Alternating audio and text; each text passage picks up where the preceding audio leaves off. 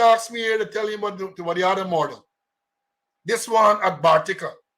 And this is another very disturbing incident. When it was reported sometime during the course of the week, it was reported in the media that there was some altercation in some gambling place, some gambling shop, between the son of the proprietor, and the son of the proprietor was, I think, managing the facility at that time, and a man, I think, you say his name is Mark Braffett? Yeah, Mark Braffett. It is alleged that Mark Braffett held battle around the place, and the son of the proprietor, Raymond Rupnerine, that is what is in the media, Raymond Rupnerine took a hammer and bludgeoned him to death, beat him up with this hammer, crack up his skull, kill him. Right? He was taken to custody. And yesterday, read it in the newspaper this morning, and I have it here. Let me read. They say the Mark Braffett was bludgeoned to death with a hammer by Raymond Rupnerine at the Gaming Center on Wednesday, August the 23rd. This last Wednesday. And they go on to say, according to the information, Raymond Rupnerine, this is this man who's alleged to have committed this gruesome murder, is the son of Naranjan Rupnerine, a PPP councillor on the Bartica Town Council. So that's how you get connection. The father get political connection. But what is troubling is to read yesterday a statement from the police corporate communication / propaganda unit that, and what I said, the suspect was released on 1 million cash bail on Saturday, like Saturday last, 3 days after, based on the advice of the DPP, while further investigations are ongoing. What further investigations? Before I bring in my colleague, let me say this up front.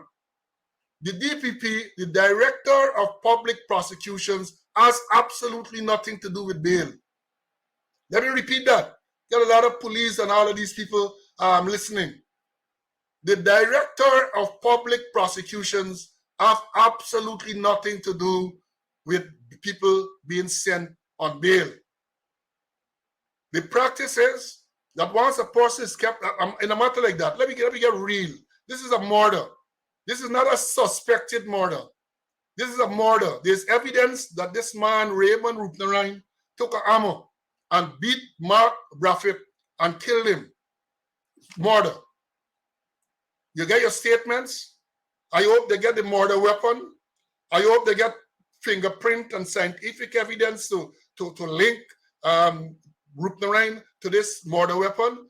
It's a straightforward case.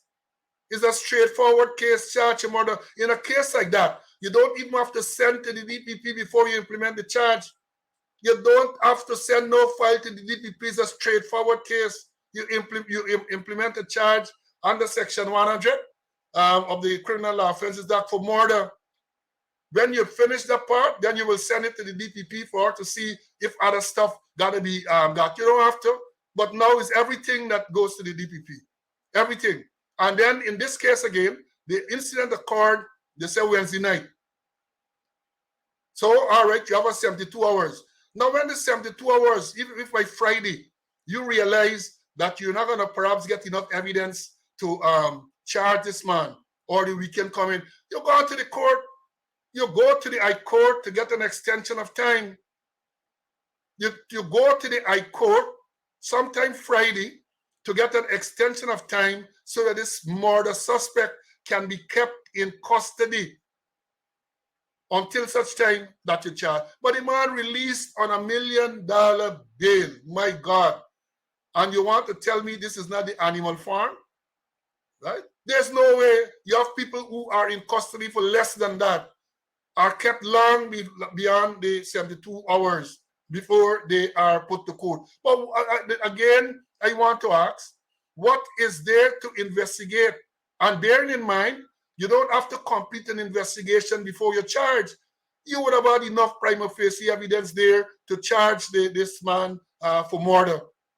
And then you can continue your investigation while he's remanded. But the different strokes for different folks. And this reminds me of the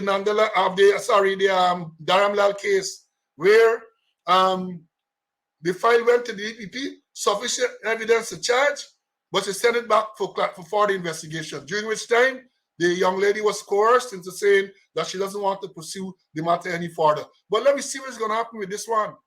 Let's see what is going to happen. And it goes to show again, this law, this rule of law doesn't apply to Guyana, because the rule of law says all citizens should be treated equally.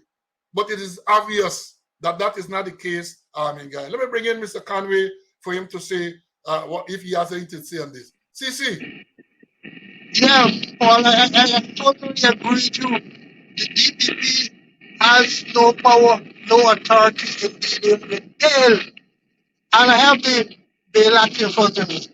Bail Act 2022, Act number 21 of 2022, assented by Mohammed Irfan Ali on the 15th of November 2022. And here's what it's saying about the very interesting. Section 4.1. Where a person is taken into custody for an offense without a warrant, a police officer, if it will not be practicable to bring that person before a magistrate within 24 hours after the person is taken into custody, shall inquire into the case, and A, if the offense is not one punishable with imprisonment, shall grant that person bail with every convenient speed. And B, if the offense is one punishable with imprisonment, may, unless the offense is of a serious offense, grant the person bail as soon as practicable. And then the 2, there under subsection 1, may be with or without surety, subject to duty to appear before a magistrate at such time as the officer appoints. And here it said, any person who is arrested or detained for the purpose of bringing a person before a court in execution or in order of a court, or upon reasonable suspicion of the person having committed or being about to commit an offense, and who is not released under Section 1, shall, in accordance with Article 139, this is important, Article 139.4 of the Constitution, be brought before a court within 72 hours of arrest or detention.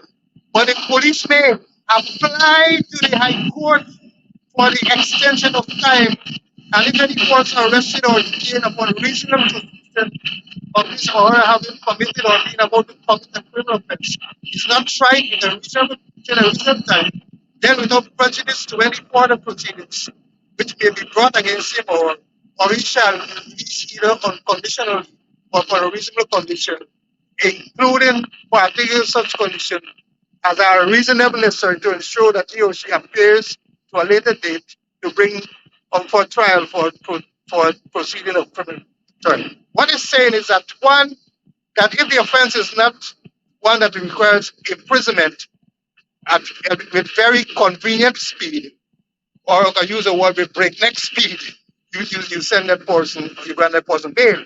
Or if the offense is punishable with imprisonment, you grant that person bail as soon as practicable. But it's saying that according to Article 139.4, that within 72 hours, you need to send that person, charge that person, put it before the court. But if the 72 hours has elapsed, you appeal, you apply to the High Court for an extension, and that is the procedure, not to the DPP. You don't go to the DPP, you're going to the High Court for extension. And here's this matter was being investigated. You have all the evidence, all the reasonable suspicion there that this man was murdered.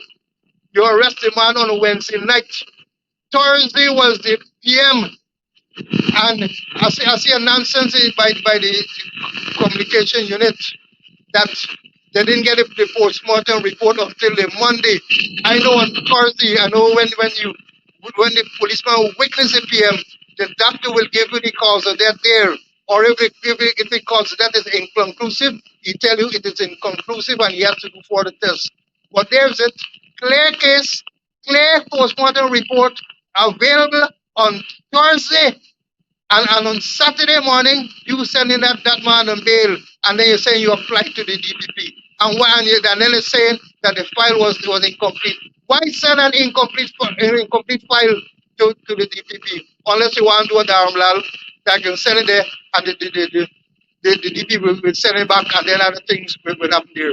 So the thing is completely illegal for the police to go to the DPP seeking permission whether or not to send a person on bail. After 72 hours, and you feel that you need more time to do the investigation, you have got to apply to the High Court for an extension. Well said, well said. They are saying, and we got to be careful because, they are saying that the DPP gave them such advice to put the person on bail. The DPP has not come out with any statement, and these people are so, they tell so much lies that you really sometimes can't really believe. But in the absence of some statement from the DPP denying what they have said, you gotta go on face value and say, well, the DPP. But again, I say the DPP has absolutely nothing, and you're correct. And look, let me say this: a postmortem report, or the postmortem is done on Thursday. This man died Wednesday. The postmortem done Thursday. You don't have to wait for the physical paper report, as you rightly pointed out. The pathologist would have indicated the cause of death. In other words, he died from no heart attack, no natural cause. He died from blunt force trauma, right? That is sufficient. And you should have instituted a charge of murder almost immediately by Friday. It's a Bartica case. Friday, you get him before the chief magistrate. You get him before the chief, but different strokes for different folks.